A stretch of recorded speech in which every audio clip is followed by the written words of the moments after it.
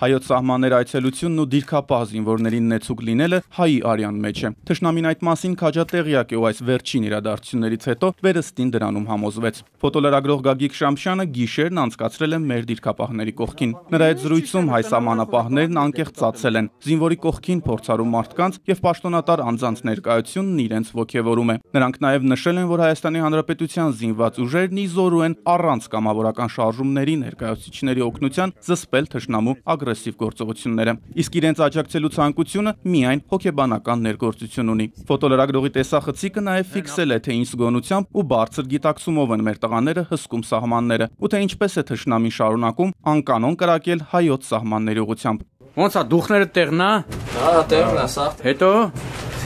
ինչ ասեմ, սա նորմալ է։ Ձեր խոսքը ժողովրդին։ Հետո հանգիստ մնան, մենք ստեղ ենք, թող արխանել են։ Սա նորմալ է։ Սա լավ է, նորմալ է։ Անհանգստանալու տարիք չկա։ Սուրեն Արենց, Գագիկ Շամշյան, ժամը լրատվական։